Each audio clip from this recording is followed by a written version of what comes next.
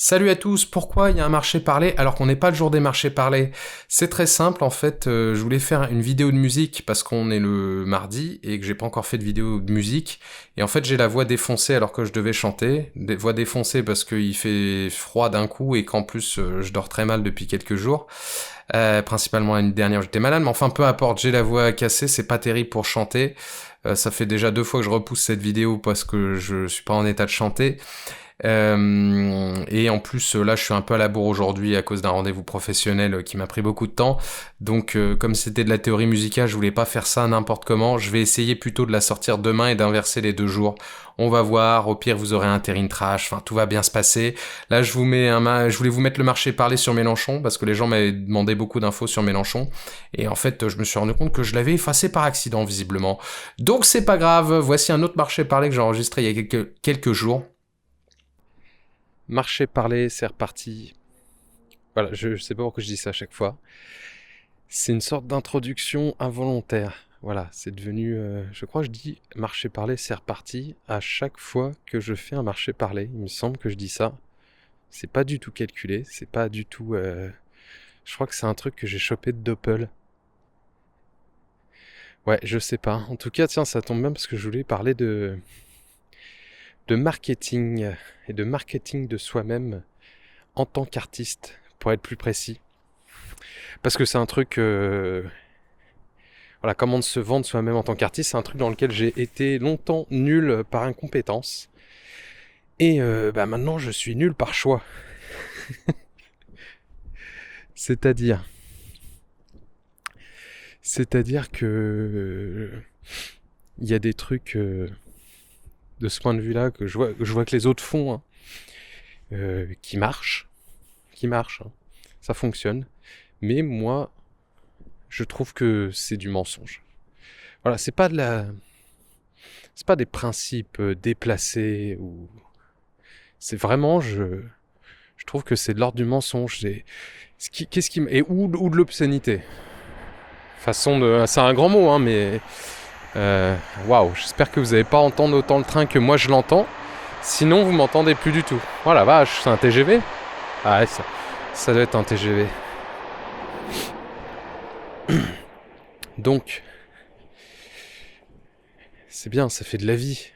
On voit que je marche vraiment dans la rue cette fois. Donc je disais le marketing de soi-même en tant qu'artiste. Voilà, par exemple, ce que les gens aiment bien, et je le fais au mini... Enfin, j'essaie de le limiter au minimum, par exemple, c'est de montrer l'envers du décor. Des fois, je trouve ça intéressant. Souvent, je trouve que c'est juste de l'ordre du... que c'est juste meublé ou, euh, ou montrer des choses qui n'ont pas à être montrées.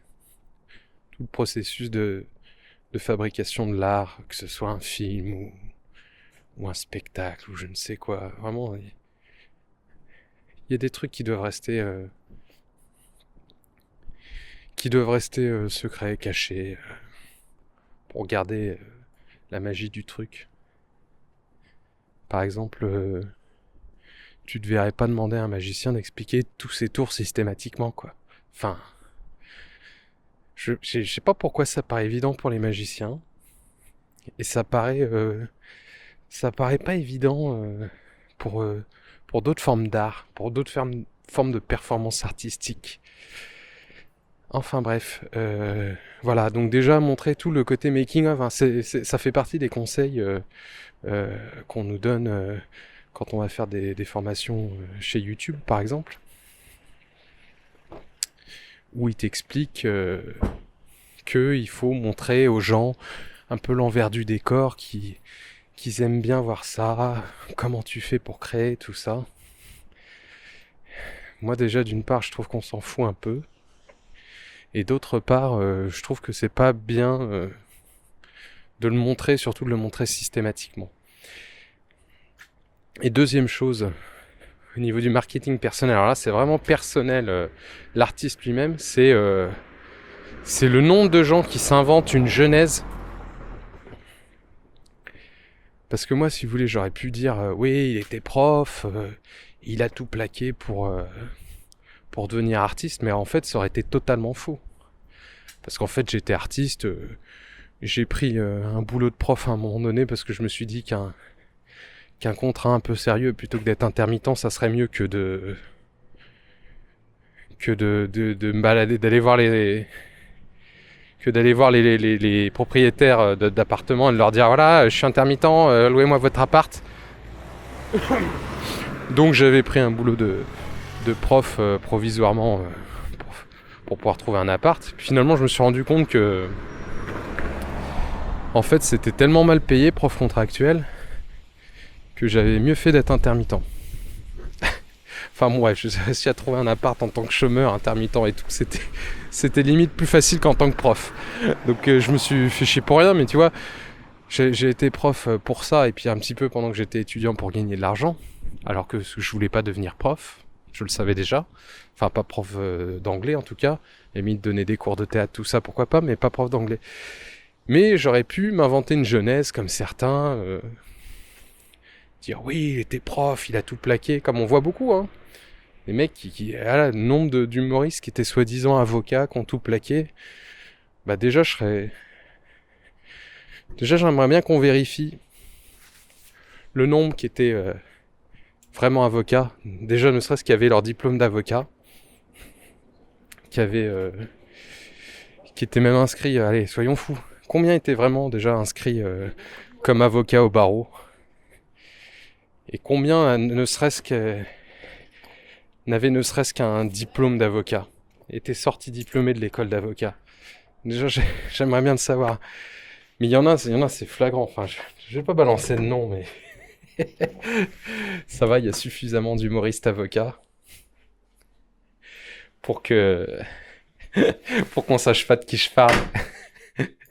Des fois, il y en a, tu te dis, putain, t'as tout plaqué pour être humoriste?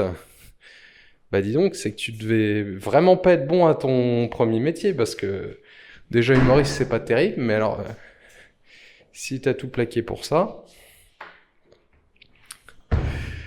Mais bon, ça marche mieux d'avoir une jeunesse, tu vois.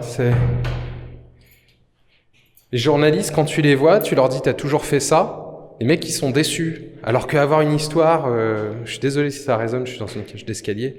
Alors qu'avoir une histoire sympa, dire ouais j'ai tout plaqué et tout, ça leur fait une genèse intéressante à raconter, tu vois. Mais ça se trouve, je devrais me foutre de la gueule du monde. Inventer une genèse à la con, dire que j'étais trader. Tiens, il y en a beaucoup qui étaient traders qui sont devenus humoristes aussi. C'est marrant, c'est toujours des métiers... c'est toujours des métiers que les gens détestent. Policier, avocat...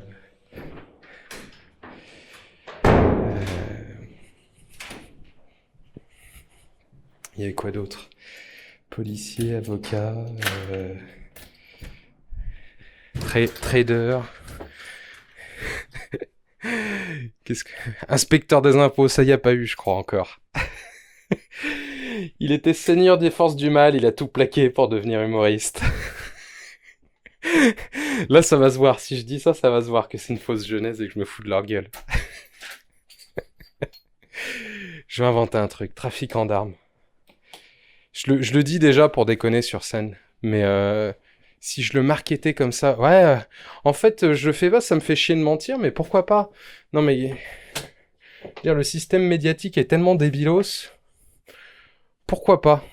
Pourquoi pas ouvertement me foutre de leur gueule et dire voilà, j'étais inventer un truc complètement énorme, dire avant j'étais trafiquant d'armes, puis un jour j'ai réalisé que les mines antipersonnelles que je vendais, elles faisaient sauter des mômes, et j'ai décidé de tout plaquer pour faire rire les gens. Mais je crois vraiment que je vais dire ça. Plus j'en parle, plus je me dis c'est une bonne idée en fait.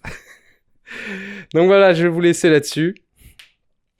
Le marketing de soi-même mensonger, j'ai tout plaqué pour être pif paf pouf, Pierre, Paul ou Jacques, et voilà. À bientôt.